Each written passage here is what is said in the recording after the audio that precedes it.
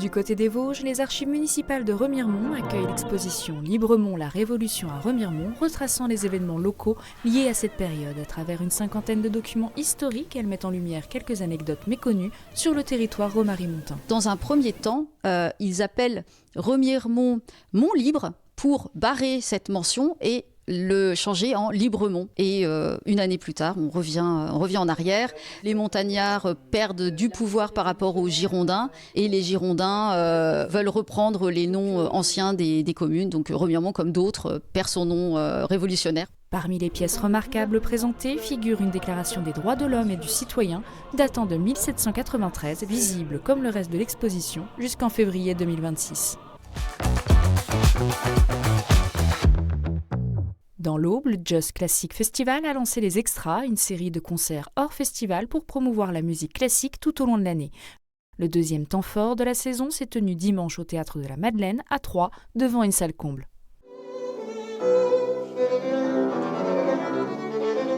Les Extras, c'est les rendez-vous en saison du Just Classic. Et cette année, on en a 3. Donc cette fois-ci, c'est le deuxième Extra en hommage à Gabriel Fauré.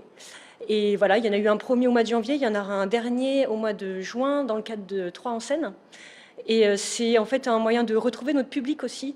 On a moins d'artistes sur scène, mais plus longtemps.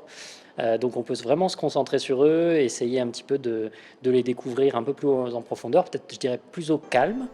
L'événement mettait à l'honneur 2 de ces sonates interprétées par le pianiste Jonathan Fournel et le violoniste Pierre Fouchneret qui jouaient ensemble pour la première fois.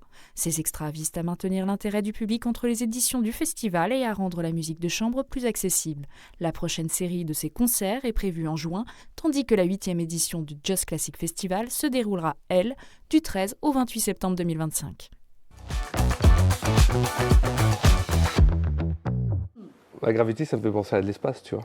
En Moselle, David Benesby, gérant du cinéma Le Rio à Phalsbourg, a créé Ciné Expérience avec 3 de ses associés. Le projet présentait ici un court-métrage autour de la société de Gravity Paddle à Sarrebourg. Et la caméra, tu peux pas encore plus l'incliner ? Ouais. Parce que l'idée, c'était de partir du sol, action, et là, il commence à jouer, tu vois. Tout de suite, ça m'est venu de partir sur un scénario qui parte dans l'espace, en fait. En creusant avec l'équipe, on s'est dit, tiens, ça serait marrant de faire quelque chose où on entend des balles qui tapent sur le vaisseau, ils se demandent ce que c'est, et puis en fait, ils sortent sur une planète, ils voient avec des balles de paddle au sol, et puis après, le scénario continue comme ça, et en zoomant, ils recherchent la cause, enfin la venue de ces balles, et ils tombent sur le terrain de paddle. C'est vrai que les idées viennent quand même relativement vite. C'est vrai que David, qui est très cinéphile, a souvent tout de suite justement des références de films qui lui viennent en tête. Donc voilà, souvent on essaye de tourner autour de tout ça et de trouver le bon filon pour que ça corresponde aussi aux valeurs de l'entreprise.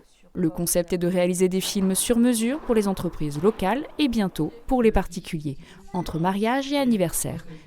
Ciné Expérience prend en charge toutes les étapes de la production, réalisation, costumes, décors, scénario, montage et diffusion, assurant un service complet et personnalisé.